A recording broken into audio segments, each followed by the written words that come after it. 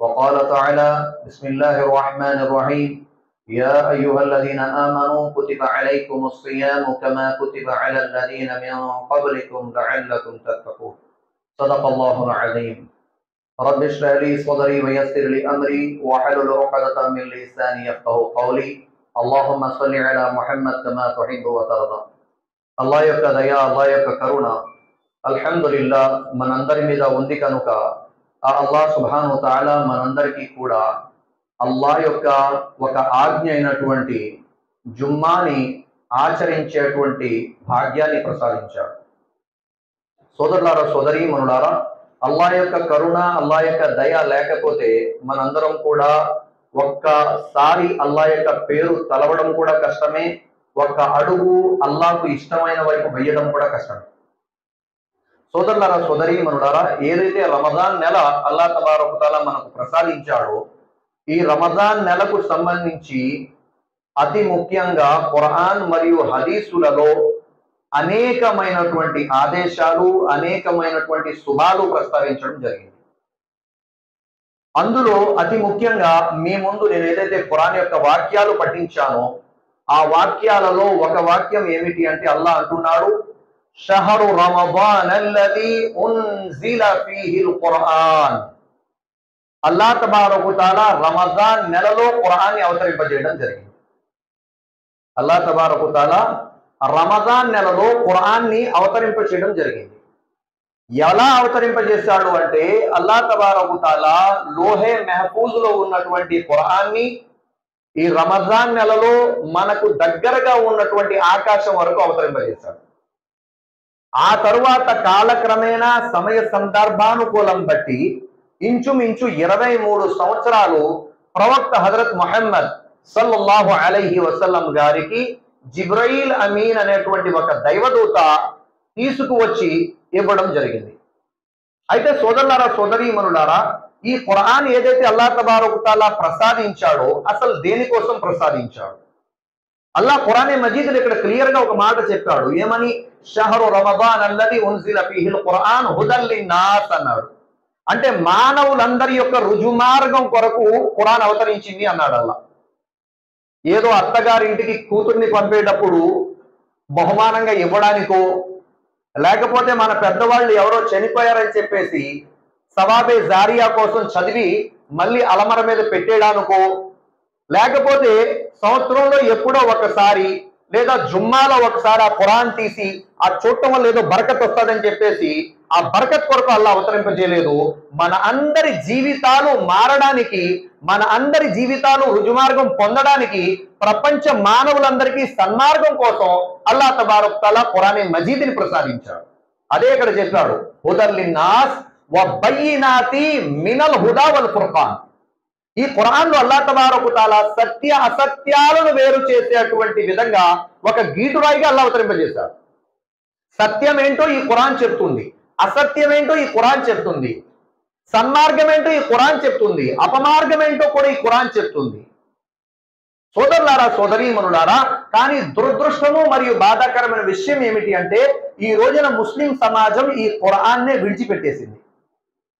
ఈ ఖురాన్నే విడిచిపెట్టేసింది. శైతాన్ ఎంత పెద్ద మోసం చేశాడంటే అల్లాహ్ మనందరిని రక్షించుగాక, అల్లాహ్ మనందరిని రక్షించుగాక. శైతాన్ చాలా పెద్ద మోసం చేశాడు ఈ ఖురాన్ నుంచి మనల్ని దూరం చేయడానికి. మనం దూరం అవడంతో పాటు ప్రస్తుత సమాజంలో ఉన్నటువంటి మన పిల్లల్ని కూడా ఖురాన్కి దూరం చేసేస్తున్నాం. మనం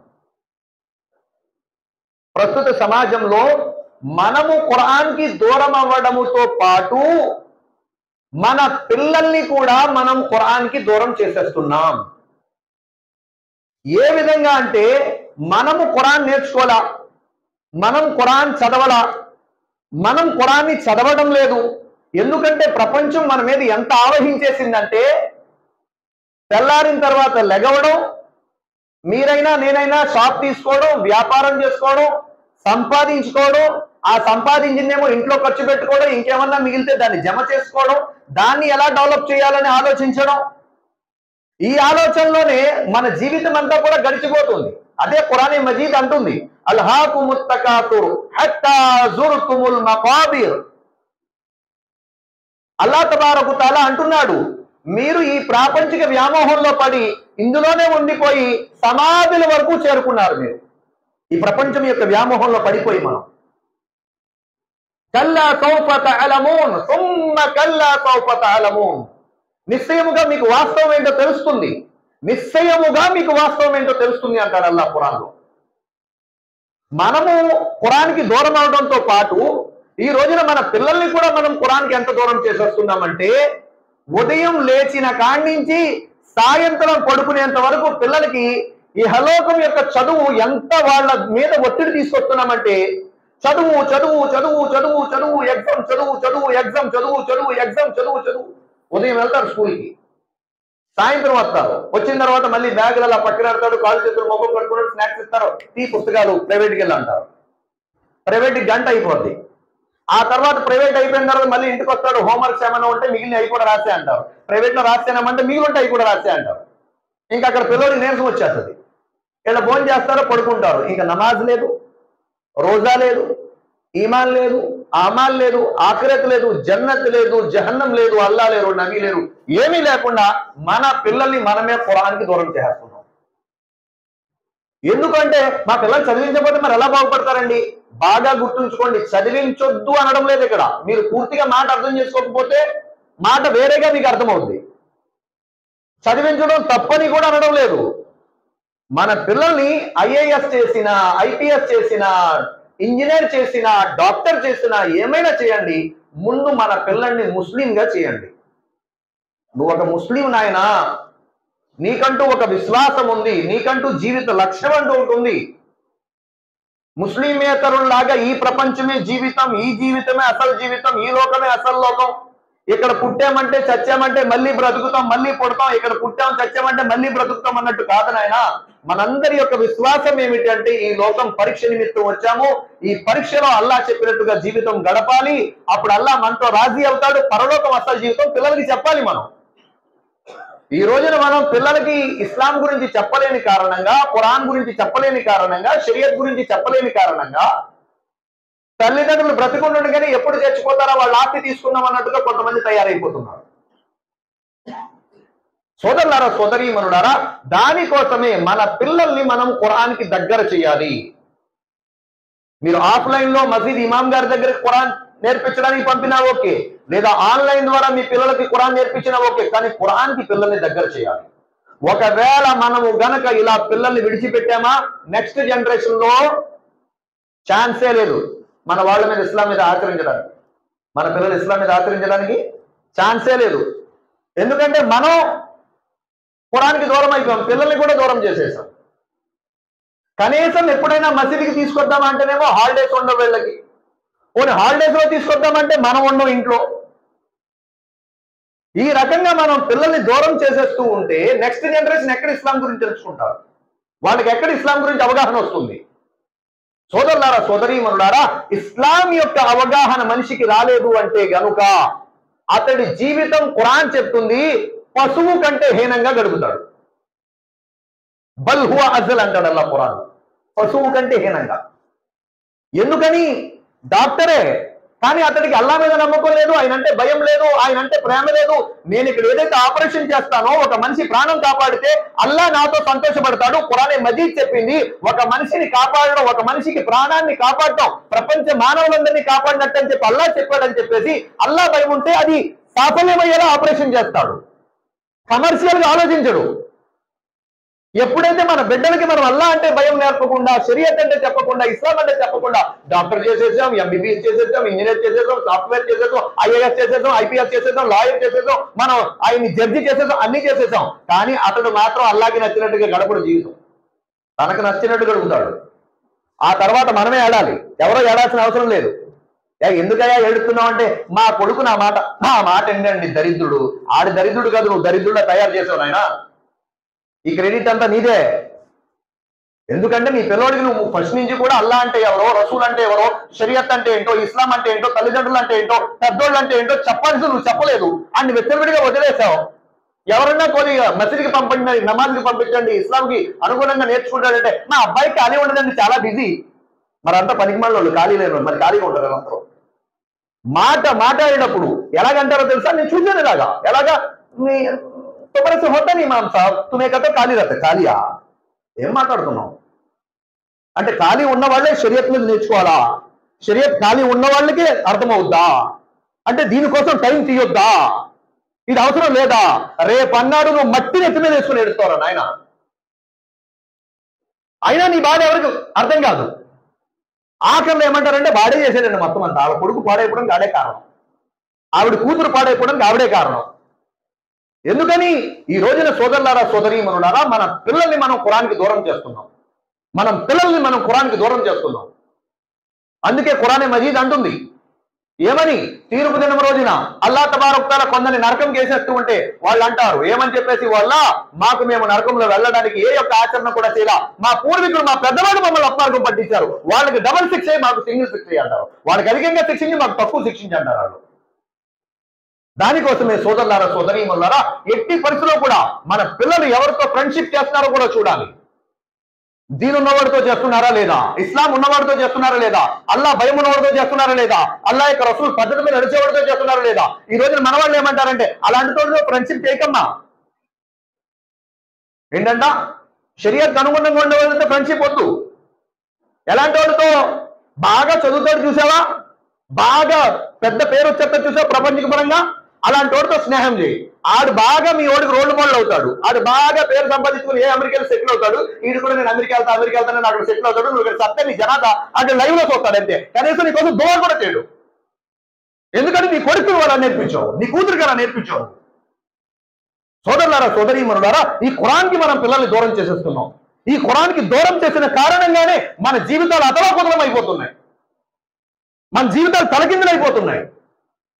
అల్లాహ్ నబీ సల్లల్లాహు అలైహి వసల్లం హజరత్ అలీ రదియల్లాహు గారితో అంటారు, అలీ ప్రళయం వచ్చే ముందు పెద్ద పెద్ద విపత్తులు పెద్ద పెద్ద ఆపదలు మీ మీద వస్తాయి. హజరత్ అలీ వారు అడుగుతారు రదియల్లాహు తాలాను, యా రసూలల్లాహ్ మేము వాటి నుంచి రక్షించబడాలంటే ఏం చేయాలి? అల్లాహ్ నబీ అన్నారు, కితాబుల్లా, అల్లాహ్ యొక్క గ్రంథాన్ని దృఢంగా పట్టుకో, నువ్వు వచ్చేటువంటి విపత్తుల నుంచి రక్షించబడతావంటారు. సోదరులారా సోదరీమణులారా, దురదృష్టకరమైన విషయం ఏమిటంటే ఈ రోజున మన బిడ్డల్ని మనం ఇస్లాంకి దూరం చేస్తున్నాం, షరియత్కి దూరం చేస్తున్నాం, ఖురాన్కి దూరం చేస్తున్నాం. ఫ్రెండ్షిప్ ఎవరితో చేస్తున్నారో కూడా మనం పట్టించుకోవడంలా.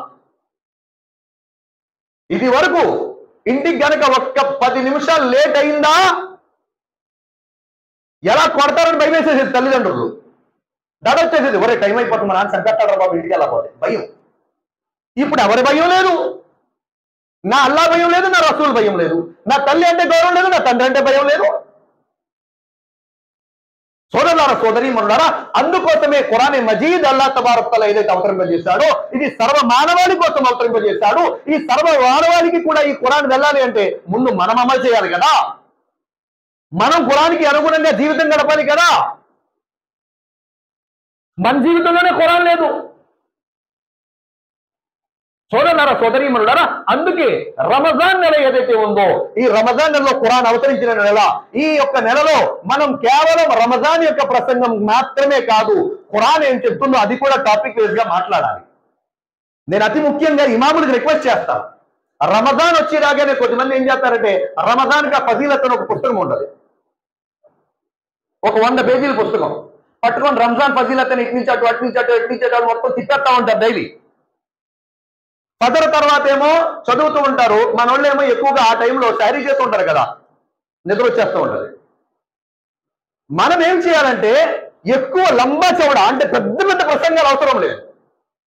ఖురాన్ ఏదైతే అల్లాహ్ తబారక్ తఆలా అవతరింప చేశాడో దాంట్లో తౌహీద్ అనే ఒక టాపిక్ తీసుకోండి. ఒక్కరోజు తౌహీద్, ఏకత్వం, అల్లాహ్ గొప్పతనం, అల్లాహ్ యొక్క ఏకత్వం, ఒక్క 5 నిమిషాలు ఆయన ఏంటి, ఆయన శక్తి ఏంటి, ఆయన గొప్పతనం ఏంటి, ఆయన మహిమ ఏంటి, ఆయన గొప్పతనం ఒక్క 5 నిమిషాలు మాట్లాడండి.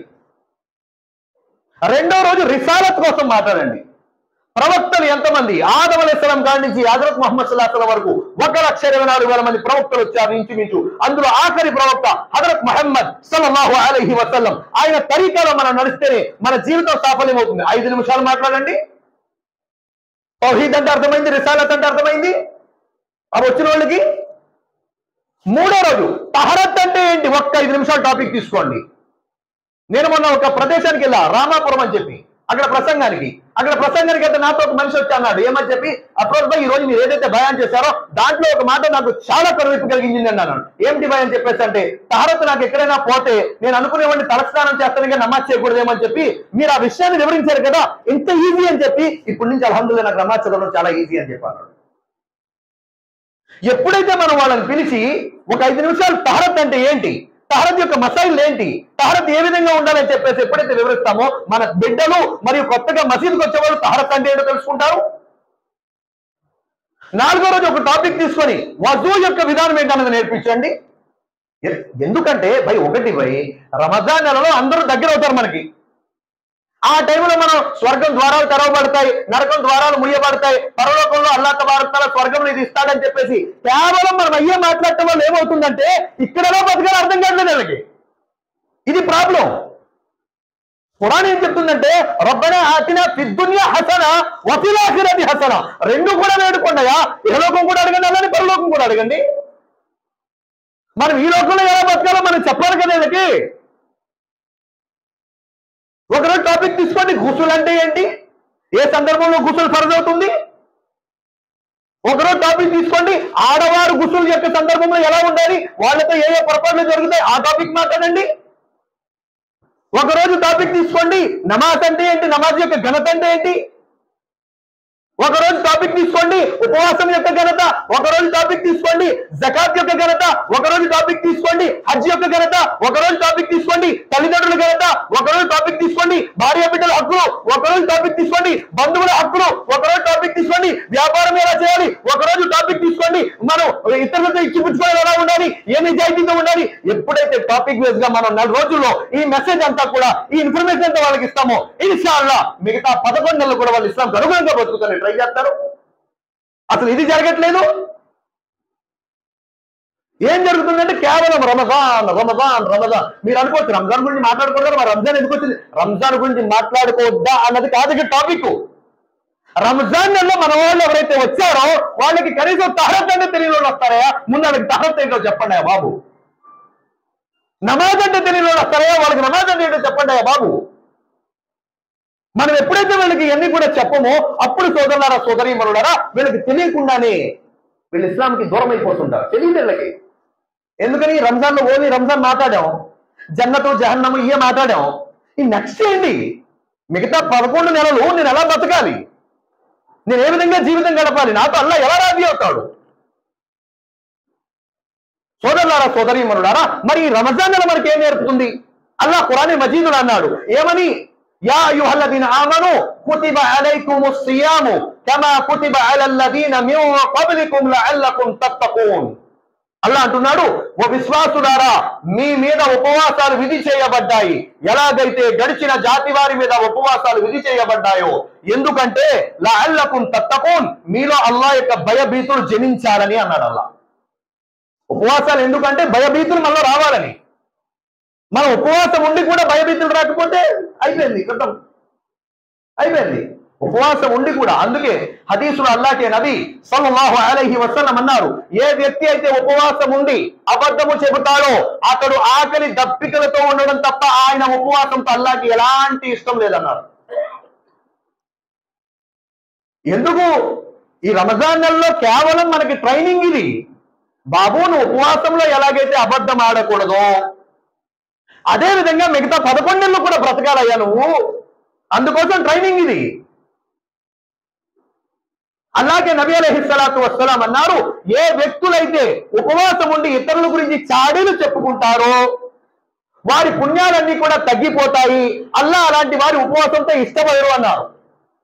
ఎందుకని ఈ రంజాన్ నెల అనేది ఒక ట్రైనింగ్.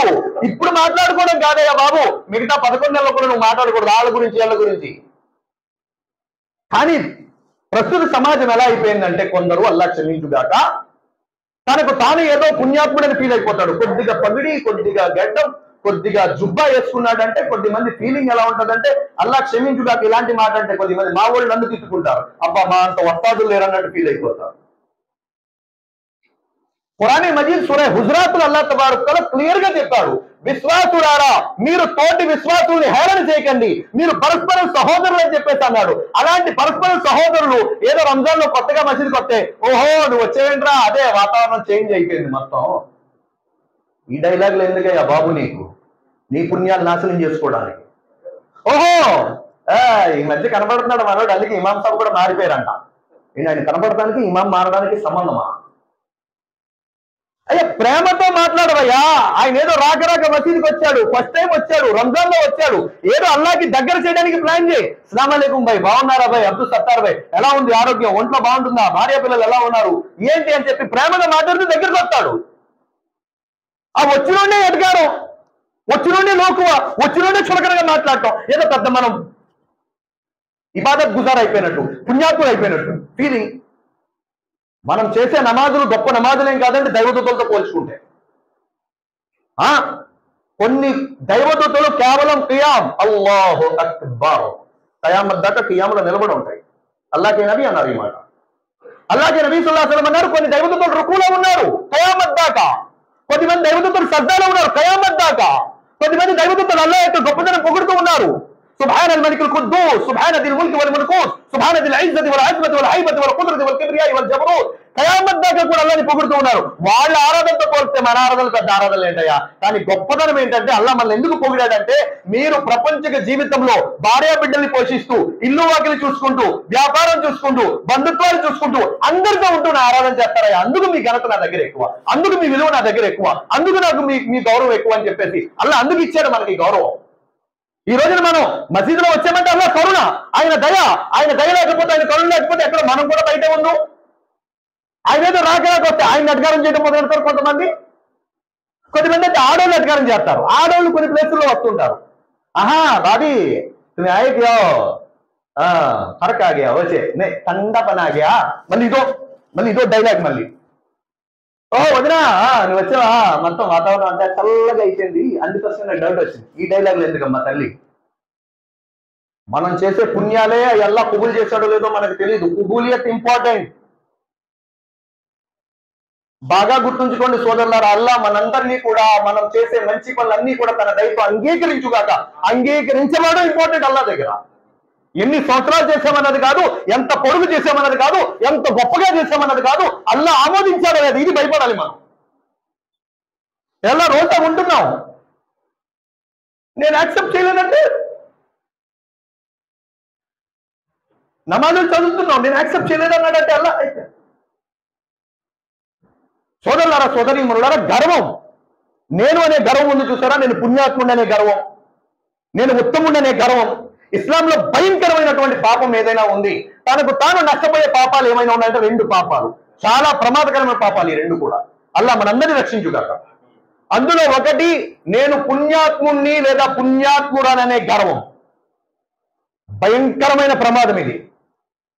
గడ్డం ఉన్నోడు గడ్డం లేనోడు చూసి లోకుగా మాట్లాడటం, టోపీ పెట్టుకున్నోడు టోపీ పెట్టుకోలేనోళ్ళు లోకుగా చూసి మాట్లాడటం, జుబ్బా కుర్తా పైజామా వేసుకున్నాడు కుర్తా పైజామా లేనోడిని లోకుగా మాట్లాడటం, బురకా వేసుకున్న ఆడవాళ్ళు బురకా వేసుకోలేని వాళ్ళని వెటకారంగా అవహేళనగా మాట్లాడటం. మాట్లాడే హక్కు లేదు. మీరు చెప్పండి, నచ్చ చెప్పండి, ప్రేమగా చెప్పండి, దువా చేయండి, అల్లాహ్తో ఏడండి, ఏ అల్లాహ్ హిదాయత్ నీ చేతుల్లో ఉంది. హిందా ఎవరు? అల్లాహ్కే నబీ సల్లల్లాహు అలైహి వసల్లం యొక్క చిన్న హంజా రదియల్లాహు గారి యొక్క గుండెని కోసి నమిలింది ఆవిడ. అల్లాహ్కే నబీ కాబతుల్లా యొక్క దర్వాజా తలుపు ద్వారం పట్టుకొని దువా చేస్తున్నారు, అల్లాహ్ హిందాకి హిదాయత్ను ప్రసాదించు, హిందాకి హిదాయత్ను ప్రసాదించల్లా. ఆవిడ తెలియక ఇస్లాంకి దూరంగా ఉంది అల్లా అని చెప్పి అల్లాహ్ తబారక్ తఆలా హిందా రజియల్లాహు తఆలా అన్హా ఆవిడని ముస్లింగా మార్చేశాడు అల్లాహ్. చెప్పాలి, దువా చేయాలి, అంతేగాని చులకనగా మాట్లాడటం, వెటకారంగా మాట్లాడటం, అవహేళనగా మాట్లాడటం, డైలాగ్ వేయడం ఏమీ రాదు సోదరులారా. మన కర్మల పత్రాల్లో మనకి పాపాలు తప్ప, మొత్తం పాపాలు అంతే. హదీసులో అల్లాహ్కే నబీ సల్లల్లాహు అలైహి వసల్లం అన్నారు, ఒక ముస్లింని బాధ పెట్టడం కాబతుల్లాని పడగొట్టడం ఎలాగో అదే విధమైన పాపం అన్నారు అల్లాహ్కే నబీ సల్లల్లాహు అలైహి వసల్లం. ఈ రోజున చాలా ఈజీ అయిపోయింది, చులకన అయిపోయింది. డైలాగ్ వేసాడు, ఏమో ఇద్దులే, ఎవరు అడుగుతారులే. అల్లాహ్ అడుగుతాడు బాబు, అల్లాహ్ అడుగుతాడు. ప్రపంచంలో ఎవరు అడగకపోవచ్చు, ఎవరు పట్టించుకునే అవసరం లేదు, అల్లాహ్ పట్టించుకుంటాడు, అల్లాహ్ అడుగుతాడు. సోదరులారా సోదరీమణులారా, అందుకే ఈ యొక్క రంజాన్ నెలలో ఏదైతే రంజాన్ నెల అల్లా మనకి ఇచ్చాడో, ఈ రంజాన్ నెలలో మనం మొట్టమొదటిగా ఏం చేయాలి అంటే, ఒకటి అల్లాను రాజీ చేసుకోవడానికి ఉపవాసాలు ఉండాలి. అల్లా రాజీ కోసం, అంతే, ఎవ్వరి కోసం వద్దండి. ఈ ఉపవాసాలు కూడా కొద్దిమంది పాపం శక్తి లేక మానేస్తుంటారు. ఏమంటారు, మాకు ఓపిక లేదు భయ ఉండటానికి. కాదు, ట్రై చేయండి, ప్రయత్నించండి. మనిషి ప్రయత్నం చేస్తే అల్లా మార్గాలు తెలుస్తాడు. డాక్టర్ కొన్ని తినొద్దు అంటాడు, మానేస్తాడు. ఎందుకోసం? ఆరోగ్యం కోసం. అల్లా సంవత్సరంలో ఒకసారి మానేవయ్యా, ఇందులోనూ నీ ఆరోగ్యమే ఉంది. మీరు ఆకలి తట్టుకోలేకపోతున్నారు అనుకోండి, ప్రొద్దున్న హెల్తీ ఫుడ్ తీసుకోండి, బలమైన ఆహారం. ఒక 3-4 చపాతీ, పప్పు ఉంటుంది కదా, దాల్ పప్పు వండుకొని దాంట్లో వేసుకోండి. ఇది డైజెషన్ తొందరగా అవ్వు, బలమైన ఆహారాలు. ఒక 2 కోడిగుడ్లు ఉడకబెట్టి తినండి. అంటే కష్టపడే వాళ్ళు చెప్తున్నా, నాలాగా కూర్చొని ఏదో బాడీ స్ప్రేలు, రూమ్ స్ప్రేలు తయారు చేసుకుని అమ్ముకునే వాళ్ళు కోసం, నాలాంటి వాళ్ళ కోసం చెప్పట్లా, కష్టపడే వాళ్ళ కోసం చెప్తున్నా. ఖజూర్ ఉంటుంది కదా, ఖజూర్ తీసుకోండి, ఒక 4-5 ఖజూరం. కొద్దిగా ఎక్కువ ముందు లేచి బాగా వాటర్ తీసుకోండి. అలాగే కర్బూజా, వాటర్ కంటెంట్ ఉన్నటువంటి ఫుడ్ తీసుకోండి. అలాంటి దువా చేయండి. అలా అన్ని చేసినా నీ దయ లేకపోతే నేను ఉపవాసం ఉండే, నువ్వు నాకు ఉపవాసం ఉండే భాగ్యం ఇస్తాను, నువ్వు నాకు ఆ శక్తి ఇవ్వని చెప్పేసి అల్లాతో దువా చేయండి. అందుకే రంజాన్ నెలలో సోదరులారా పెద్దలారా, ఎట్టి పరిస్థితుల్లో కూడా ఉపవాసాలు విడిచిపెట్టవద్దు. అలాగే రెండో పాపం అన్నాను నేను, ఒక పాపం చెప్పి వదిలేశాను.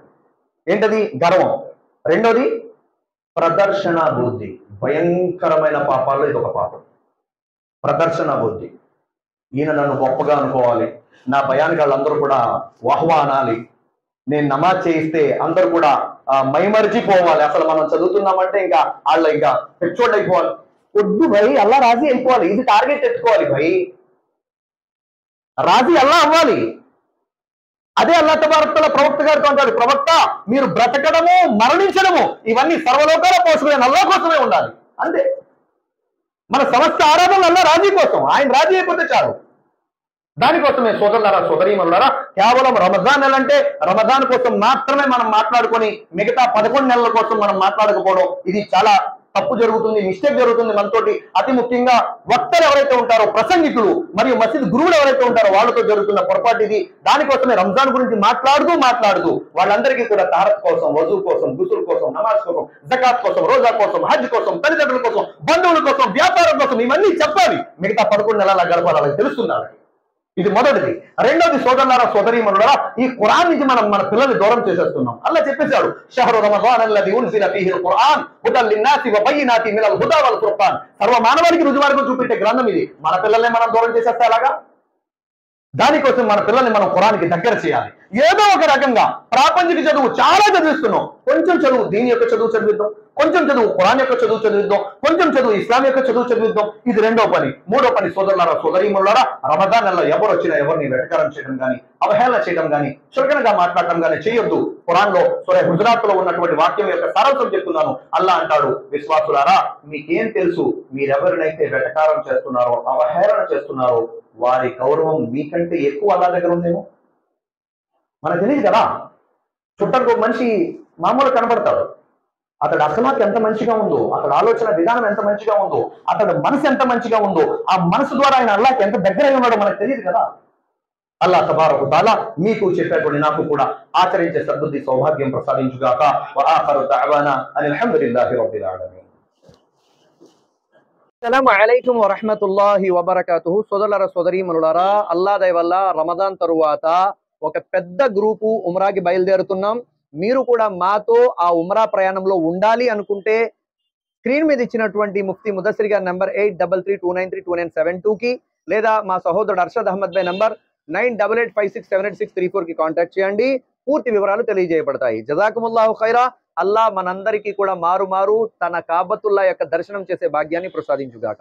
అస్సలాము అలైకుం వరహ్మతుల్లాహి వబరకాతుహు. అస్సలాము అలైకుం వరహ్మతుల్లాహి వబరకాతుహు. సోదరులారా సోదరీమణులారా, సర్వసాధారణంగా మన ముస్లిం సోదరులు సోదరీమణులు కూడా చికెన్ ఆవకాయ తిందామని చెప్పి అనుకుంటారు. కానీ హలాల్ దొరుకుతుందో లేదో అనేటువంటి ఒక అనుమానంతో తినడానికి ధైర్యం చేయరు. కానీ ఇప్పుడు అల్హమ్దులిల్లా హలాల్ చికెన్ ఆవకాయ మీకోసం. మీలో ఎవరైనా మీ ఇంటి వరకు మా ఇంటి చికెన్ ఆవకాయని రప్పించుకోవాలనుకుంటే స్క్రీన్ మీద ఇచ్చే నెంబర్లకి కాంటాక్ట్ చేయండి. జజాకుముల్లాహు ఖైరా. మన ఛానల్లో వీడియోస్ చూసే మీ అందరికీ నా యొక్క ఒక రిక్వెస్ట్ ఏమిటి అంటే, తప్పకుండా మన వీడియోస్ని లైక్ చేయండి. మీరు లైక్ చేయటం వల్ల ఏమవుతుంది అంటే యూట్యూబ్ మన వీడియోస్ని ఇంకా ఎక్కువ ప్రజలకు చూపిస్తుంది అనమాట. తర్వాత మీకు ఇంకా నచ్చిందనుకోండి, కాస్త కామెంట్ చేయండి, మాషా అల్లా, సుబ్హాన్ అల్లా, జజాకుముల్లా అని చెప్పి. ఇంకా నచ్చిందనుకోండి, తప్పకుండా మన ఛానల్ని సబ్స్క్రైబ్ చేసుకోండి, వీడియోస్ షేర్ చేయండి. జజాకుముల్లా.